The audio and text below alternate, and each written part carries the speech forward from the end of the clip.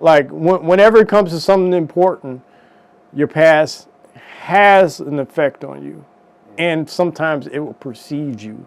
So you got to be careful. You got to be careful. If I had that understanding when I was younger, that my past will have some effect on my future, then maybe I would have done things a little bit different. Would you go back and tell and give the younger you any advice? Absolutely. I would tell them, slow the fuck down. Slow the fuck down. Think about what you're doing because it's going to eventually affect your future. Yeah. And with that being said, I found a way to get beyond it. First, I had to get beyond it within myself. Yeah.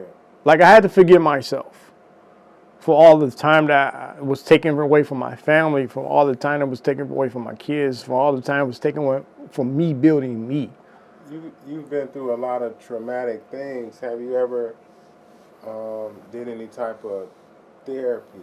Or any type of mental Initially, checks? yes. Initially, I, one of the criterias in being released from prison, you have to go through some type of psychotherapy, a psychoanalyst type of situation.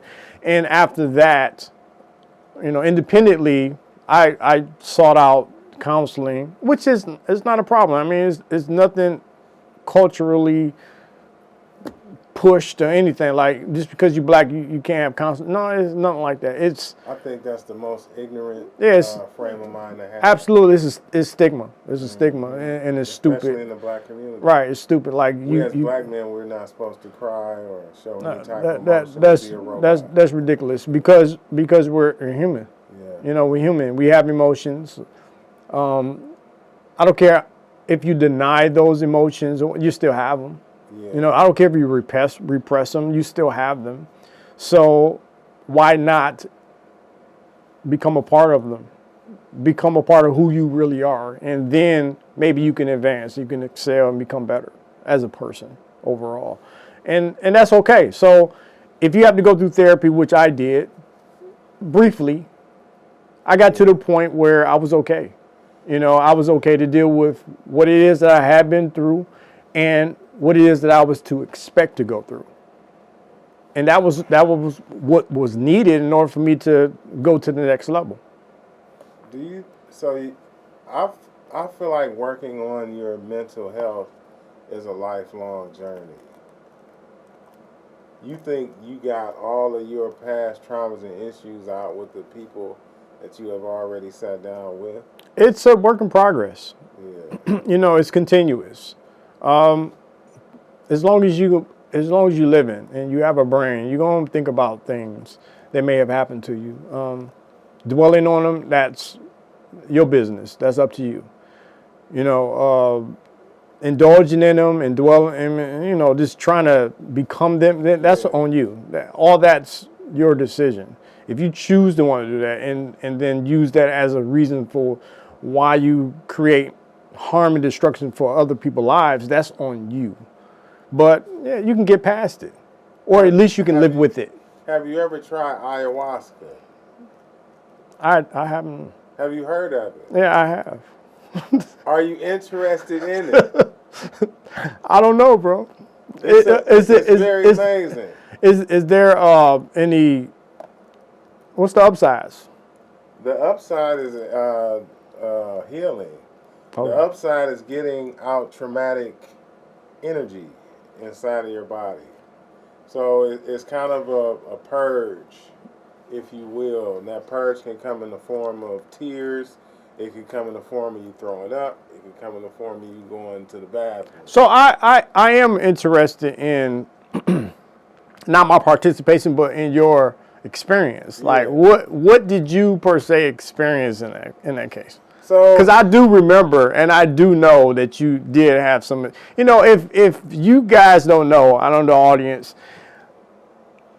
this is my dude. I've been knowing him for a while, so I know some things that he be doing. I don't know everything that he's into, but for the most part, I do know something about him. For one, I know that he brought me on set today because we light skinned. We trying to bring that back. But other than that, the fact that I know that he's been transforming into something that is fucking amazing. So if it's working for him, it's got to be something to it, and that's all I want to know. I need to know. Yeah, so I've been through a lot of traumatic issues and situations in my life, and I was introduced by ayahuasca. I was watching Mike Tyson's podcast, and he talked about doing the toad. And at this point in time in my life, I was actually depressed and I was going through stuff. So I was depressed watching this podcast. So I'm looking at Mike Tyson. He says he's tried the toad, bufo. Mm-hmm.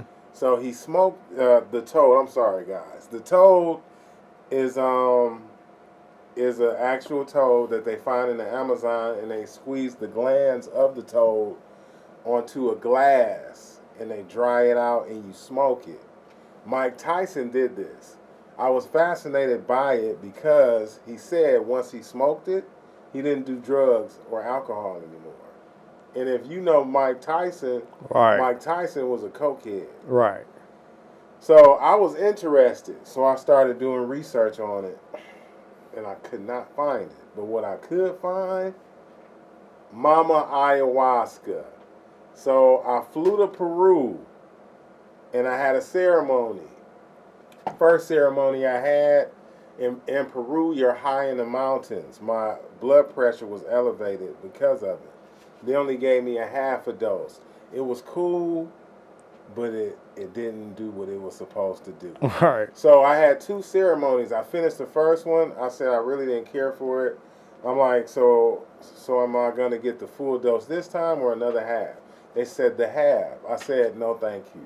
And I left that retreat and I came back to America. A year later, I find a retreat in Florida. In Florida, my blood pressure is amazing. And they gave me the full dose, and they don't stop at that. They will give you whatever you can handle. They said if you can crawl to get your next dose, come on up and crawl. So I did it there, and it was life-changing. So my particular ceremony, it's kind of like a psychedelic. It might put you in the same class as a mushroom, but a little bit more powerful.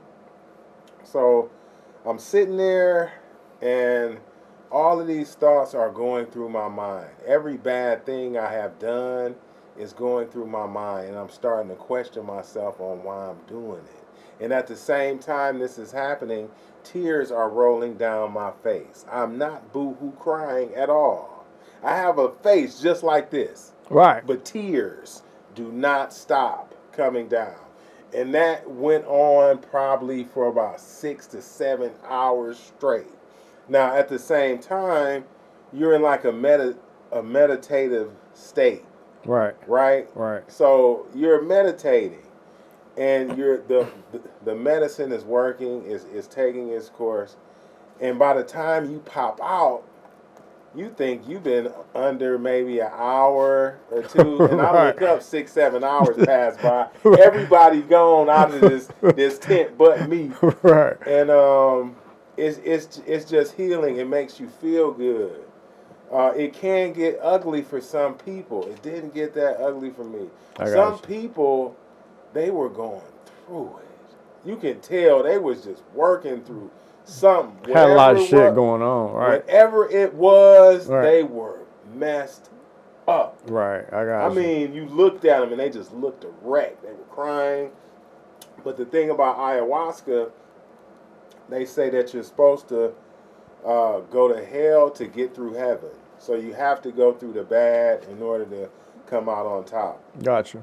So that was my experience with ayahuasca, bro. So I can relate, but mine was a lot more milder. So throughout my transition from prison to society, I was what you would call a proselyte, somebody who learned, adapted, integrated with different religions. And there was a process, you know. Okay. I studied a lot of religions. I practiced a lot of religions to find a commonality, to find a goal, which was to become better and to find who I was as a person. This wasn't a cultural thing. This wasn't me trying to find my roots or, you know, how my connectivity to black people. None of that shit. This was just trying to me finding me. And I looked through other forms of religion to do such. I've practiced Islam. I've practiced Buddhism. I've practiced Shivaism. I've practiced Judaism, and just to understand how other people think, how they relate spiritually. Yeah. And that brought me to some type of peace within myself. Yeah. So I can relate. I can't say that I was on the psychedelics to be able to do with it, but It it's sounds a way. like we were on the same journey. We're doing different things. Right. In my journey to try to find some peace within myself, I learned that we are here to help people. We're not here just to take. Right. And once I learned that, my life changed. It's about balance. It's about giving and receiving. Right. You know, it's a balance. You got to put deposits into the universe before you can really make a withdrawal. Absolutely. Yeah. What you feel about this, man? Good, bro.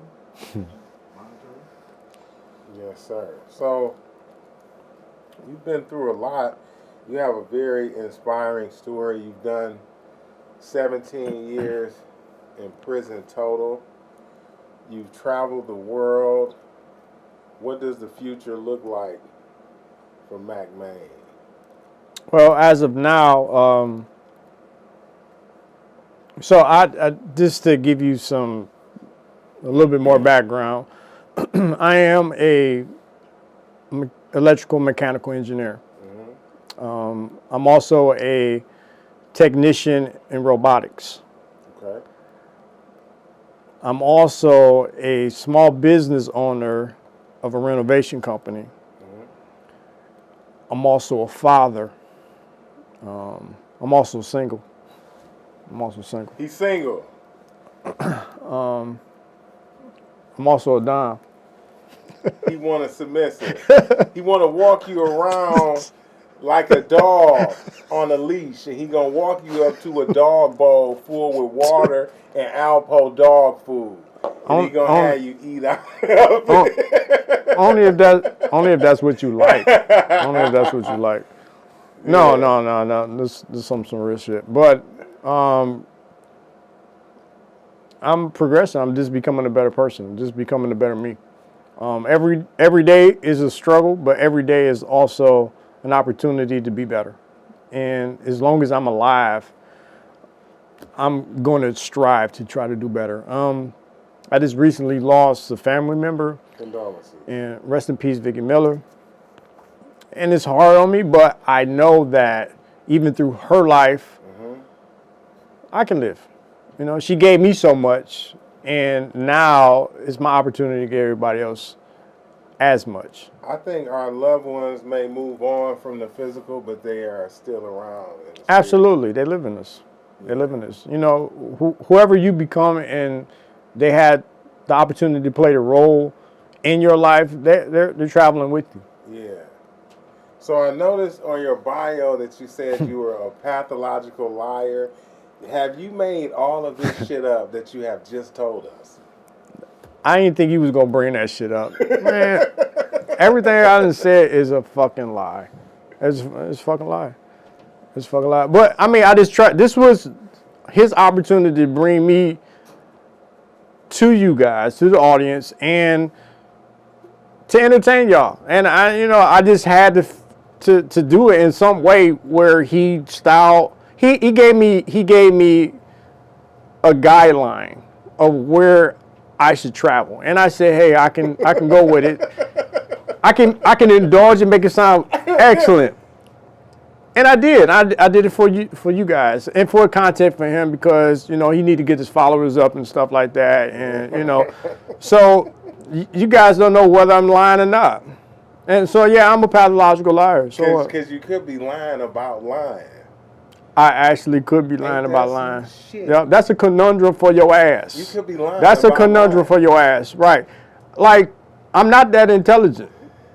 But you That's would a never lie. know. That You would was a fucking lie. never know. That I was could a be lie. lying that I'm an engineer. Ain't that what I said? Because said you know you was an sometimes I engineer. forget my lies and shit like that. So yeah, I could be lying about that shit. Maybe it's the alcohol. So I don't know. It's the juice. It's the Right. juice. Or maybe it's the crack that I smoke in the back. I don't know. Like You it's. can't tell people what we just did. Bro, I'm just saying. tell me what we I'm just saying. Man, we of that age. You know what I'm saying? We getting older. We tired. I just told We you. sleepy. I just told y'all that I'm from the 80s. Come on, I was born in the 70s. Smoking crack was cool back then. Look, I know I don't look my age. I'm 46 years old. I'll be 47 soon. So y'all don't know. Y'all don't know. I'll be lying and shit like that. So at this point in time, do you want to give out any plugs? Yes. You want to plug your people? I want to give a shout out to the people who did my hair. Like, that was me. I did my own hair. Shout out to you. Yeah, shout out to me. Shout out to, let me see. Hold on. Give me a second. Yeah, you got to shout I got to say It's it. only correct. I got to say it the right go way. to drgoodenergy.com. Brasilina, she got, hold on, what's her name? Brasilina. Brasilina. Yep. Does she have an Instagram or Facebook? She has a Facebook. You can call her Brasilina. She does locks like she's like. You gotta spell out the Brasilina. Like she. I catch hell trying to look her up on Brazy Lena. Like Lina. Like she the truth on that. Like she up and coming. She trying to get her shit together, and she about it. She down to earth, real people. What else? Shout out to all my family dealing with this situation right now. You know, we just lost our loved one. So, and shout out to my homies who been riding with me forever. The MMO gang. You know, we do this. And you know, I do video games and all types of stuff. I do renovation, home renovation. What type of renovation? What's your specialty? Like if I can lay this place out. If you want to modernize, I can do that. I can fix pretty much anything. I'm a licensed electrician, and licensed builder's trade. So if you want to do any of that, hey, get with me. I'm Mac Man. Is this another lie? Might be. Might tear your shit up. Might tear your shit up. He might pick up the deposit. Right. Might not get the second half. Might not come back. Right. I might give you a contract and be like, hey, I'm gonna do this, but don't do it. Look, if you know how to sue me, then sue me. You know what I'm saying? But no, I can do this. If you don't know, if you look at my page, you will see that I've been doing some stuff. So. My God. For sure. This is my dude, but really, you don't know if that's my dude or not. He may be a right. Maybe he just paid me. You feel me? I may not even know this nigga at all. Right. This was a great opportunity to be the second person of interest on this podcast, and yes, like this is we making history right here. Yes. So. I appreciate the viewers, the followers, and we're going to try to give you content, what's going on with me, my endeavors and everything like that. You know what? Stay out of my fucking personal life, but as it is right now, I appreciate everybody and peace.